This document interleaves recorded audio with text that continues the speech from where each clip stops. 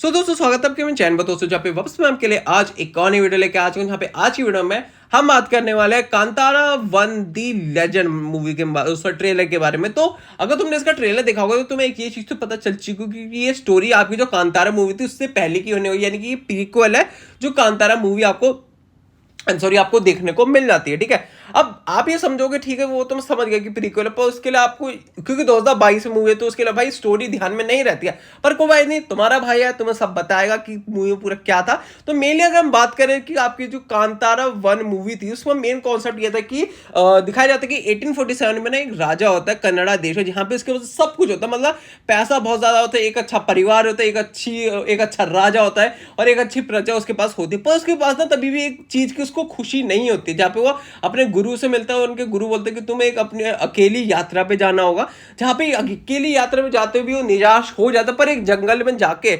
उन्हें एक पत्थर उन्हें जैसे बुलाते हैं, उन्हें पता चलता है और उस पत्थर की तरफ जब वो जाते हैं तो उन्हें लगता है नहीं भाई ये पत्थर ही था जो मुझे खुशी दे सकता है। पर वहीं पर उनके पीछे जंगल के लोग होते हैं, वो कहते हैं राजा आप ऐसा नहीं कर सकते क्योंकि ये हमारे लिए बहुत ज्यादा इंपॉर्टेंट है। तो तभी एक बंदे के अंदर आपके गुलुगु देवी आते, तो हमें यह पता चलता है कि इस स्टोरी के अंदर हमें दो देव आपको देखने मिलते हैं। पहले आपके पंजोली देवी देखने मिलते हैं और दूसरे गुलुगी देवी आपको देखने मिलते हैं। सबसे फर्स्ट आपके पंजोल देवी जो होते हैं ये आपके विष्णु भगवान के वराह अवतार होते हैं जो, ठीक है। तो जो आप वराह अवतार नहीं पता आपको, जो नरसिम्हा मूवी आई थी ना अभी, ठीक है, तो उसमें जो उन्होंने वराह अवतार था वो बोर वाला जो उनका अवतार था विष्णु भगवान का, उसकी मैं बात कर रहा हूँ। और सेकंड आपके गुलुगी देवी इसमें होते कि ये बहुत ज्यादा मतलब इनका अपोजिट होता है, इनके एकदम एग्रेसिव होते हैं और मतलब भूखे भी बहुत ज्यादा रहते होते हैं। ठीक है, ये चीज मैंने समझा दी आपको, अब अच्छे से समझ आएगी। आप स्टोरी आगे बढ़ते हैं। अब यहाँ पे तो फिर जो जिनके अंदर वो भगवान देव आते तो बोलते मैं तेरे साथ, वो कहते मैं तेरे साथ चलने के लिए तैयार हूं,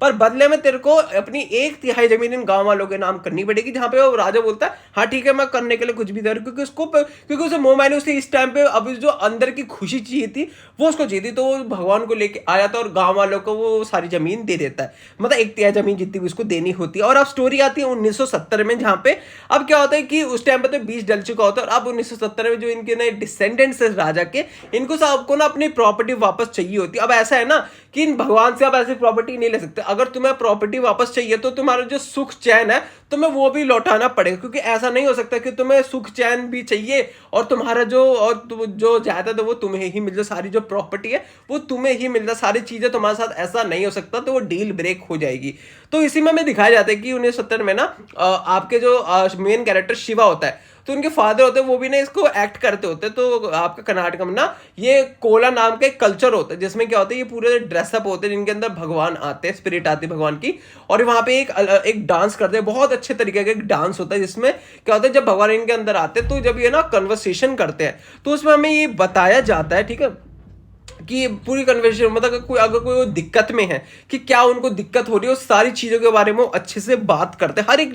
इंपॉर्टेंट दिक्कत। तभी हमारे जो किंग के डिसेंडेंट होते हैं वो बोलते हैं कि मुझे हमारी प्रॉपर्टी वापस चाहिए, तो भगवान भी कहते हैं ठीक है भाई तुम सुख चैन वापस कर दो, हम तुम्हारी प्रॉपर्टी वापस कर दें। पर वो बोलता है ऐसा तो नहीं है, तो मैं कोर्ट में जाऊंगा। तो वहां पे कोर्ट के सीढ़ियों पे उनकी डेथ हो जाती है। फिर हमें दिखाया जाता है कि एक और नया डिसेंडेंट आता है जो एक मनी लैंडर होता है, जो गांव वालों के साथ ना बहुत ज्यादा अच्छा होने का बिहेव करता है, पर अंदर अंदर उन सबसे जलता होता है, उनको ना वो पसंद भी नहीं करता होता है। तो मेन उसका प्लान होता है कि मैंने इन सबको इनकी प्रॉपर्टी को अपने नाम करा लूंगा, फिर तो ये आपको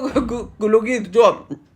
पंजोल देवी ये कुछ भी नहीं कर पाएगा, जहां पे उसको ऐसा लगता होता, पर ये सबसे बड़ी उसकी गलतफहमी होती है। और यहाँ पे आखिर में जो फाइट होती है आपके शिवा की होती है, वो मनी लैंडर और जो उसके गुंडों उन सबसे फाइट होती है, जहाँ पे ऑफकोर्स एक मोमेंट पे लगता है कि शिवा को तो गेम ओवर हो चुका है, पर तभी हमें देखने मिलता है जो आपको गुलू की देवी होता है वो आपके शिवा के अंदर आ जाते हैं, जहाँ पे वो वही पत्थर पे शिवा का सर लग जाता है और वहां पे एक डील हो जाती है शिवा और पंजो आपके कुल्लू की देवी के बीच में कि जब इसको खत्म करने का तुम 1 साल तक शिवा आराम से रह सकता है, पर 1 साल बाद उसको अपने शरीर पर वापस आना पड़ेगा। लास्ट में तुमने देखा ही होगा सेम जैसे उसके फादर गायब होते हैं उस जगह पे, सेम वो भी उस जगह पे गायब हो जाता है। तो ये हमारी थी फर्स्ट मूवी का, आपको स्टोरी मैंने समझा दी, आपको अच्छे समझ आ चुकी होगी। अब बात करते हैं हमारे सेकंड यानी कि हमारी जो मेन स्टोरी यानी कि कांतारा वन दी लेजेंड की स्टोरी।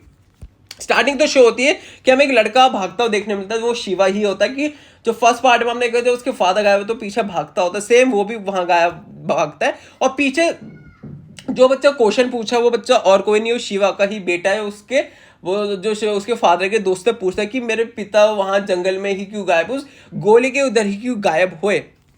अब मैंने आपको जैसे गुलिका देवी और पंजोल देवी को मैंने साफ साफ आपको समझा दिया है। अब सबसे बड़ा डिफरेंस पता है कि मैं स्टोरी में समझा कि स्टोरी में हमें ये भी बताया जाएगा जो गॉड्स का ओरिजिन है, ये कैसे हुआ, ये कैसे आए, क्योंकि हमें ये तो पता है कि हमारे दो देव है, यानी कि पंजोल देव और गुलू की देव है, पर हमें ये चीज नहीं बता रहे कि जो सर्कल के उधर ये दोनों जाके क्यों गायब, मतलब शिवा और शिवा के फादर वो सर्कल के उधर जाके ही क्यों गायब, मतलब कहीं पे भी जंगल में गायब हो सकते, पर मेन उसी जगह पे जाके वो क्यों गायब हो, ये सबसे बड़ा इंपॉर्टेंट तो है। देखो मानो ना मानो ये सबसे बड़ा इंपॉर्टेंट आपको दिखता है, और ये आपको शायद से कोई टाइमलाइन आपको देखने में मिल सकती है। जैसे आपकी जो कांतारा मूवी थी उसमें आपको 3 टाइमलाइन आपको देखने मिलती है। एक तो वो राजा वाली टाइमलाइन, ठीक है, दूसरा इसमें आपका जो प्रेजेंट टाइम में जो आपकी चल रही होती है, और तीसरा जो आपकी फाइट होती है। तो ये 3 टाइमलाइन में आपको स्टोरी देखने मिलती है। अब यहाँ पे क्या होता है ना कि फिर ना यहाँ पे एक विलेजर हमें दिखाया जाता है, विलेजर्स जो पूरी कांतारा स्टोरी जहाँ पे इन्हें ना एक पत्थर मिलता होता है, और ये पत्थर वही होते हैं पंजोल देव वाले पत्थर होते हैं जो हमें 1847 में आपको देखने को मिले थे ना, सेम वही वाले आपको ये पत्थर इसमें आपको ये देखने को मिल जाते हैं। और जब आपने इसमें जो आप जो राजा जो भी आप देखोगे उनकी ना एक सिग्निफिकेंस आपको बहुत ज्यादा सिमिलर लगेगी, और ये राजा ना उन्हीं के डिसेंडेंट है जो पत्थर को लेके जाते हैं ठीक है। तो इनके जो इनका तो फ्लैग होता है, फ्लैग में जो डिफरेंशिएट बहुत ज्यादा सिमिलर होता है, उन्हें पता चलता है कि इनकी जो इनके पूर्वज हो सकते हैं जो पत्थर को लेके जाते हैं पंजोल देव वाले पत्थर को। तो ये सेम आपको वही आपको ये देखने को मिलने की तो 100% श्योर हम बोल सकते हैं। तभी हमें देखने मिलता है ऊपर आसमान से ना एक मीटियोर गिरता है, और मीटियोर से ना उसे ये ठीक है उल्का उल्का बोलते हैं, जिसमें से क्या होता है एक बच्चा निकलता है जिसका नाम जो हीरो होता है हमारा ऋषभ शेट्टी होता है, जिसका नाम आपका बेरमा होता है। हाँ बेरमा उसका नाम रखा था। बेरमा एक तरह से बोलते कन्नड़ा में कोई गार्डियन एंजल टाइप समथिंग इसको कुछ बोलते, जहाँ पे मैंने इसको थोड़ा पढ़ा था इसके बारे में, ठीक है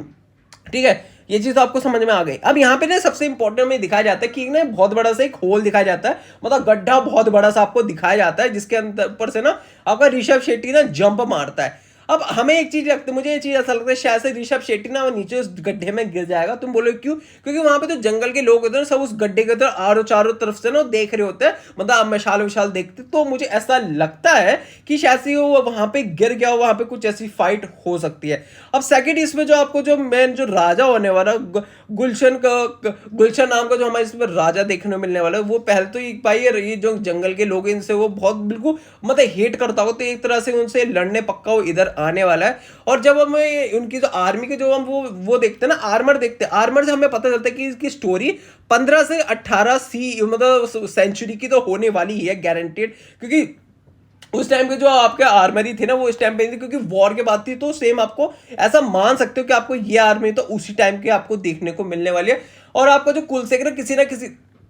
सॉरी, तो इसमें ना आपको जो कुलसेकरन किसी न किसी राजा को तो मारने वाला, जिसके बाद उसका एक अभिषेक भी होता है, तो एक तरह से किसी को खत्म वगैरह को यहाँ पे एक दिखाई जाता है, मुकुट के ऊपर पूरा खून ही खून लगा होता है। और ये चीज आपको देखने मिलने वाले कि कुलसेकरा बहुत इवल टाइप होगा, जहां पे ये गॉड्स को मानता नहीं होगा कि ये देव तो कुछ होते ही नहीं है। पर आखिर में जाके जो सीन आपको देखने मिलता है बहुत बड़ा सा, आपको पंजोल देखो आग का पूरा वो एक स्टैचू टाइप का बनता है, उससे थोड़ा शौक तो मिलने वाला ही है। और मेनली आपका कुलसेकरा इन लोगों जंगल के 3 रीजन के हिसाब से मेरे साथ फाइट हो सकती है। पहला तो ये कि ये पता क्या है कि ये बिल्कुल पसंद नहीं करता तो गॉड की वजह से। सेकंड ये हो सकता है कि ये ना ट्रेडिंग करते होते हैं मसाले वसालों की, जहाँ पे आपने देखा होगा बंदे को लेके जाते हैं, जहाँ पे मतलब जीरा अजवाइन इलायची उसके बैग से निकल रहे होते हैं, क्योंकि ये ट्रेडिंग करते हैं। क्योंकि पहले के टाइम में क्या होता था, अगर आप राजा हो तो आपको राजा को जो किसान राजा को अपना 1/3 आपको देना पड़ता था, बाकी ये खुद बेच सकते थे, क्योंकि राजा भी कुछ बेचेगा वो भी पैसा कमाएगा तो वो उसको दे सकते। और तीसरा था कि बेनमा को जो प्रिंसेस थी, जो राजकुमारी थी, उससे ज्यादा प्यार हो, दोनों को एक दूसरे से प्यार हो गया था, तो इस वजह से भी इनकी मेन फाइट आपको पक्का होने को देख सकती है।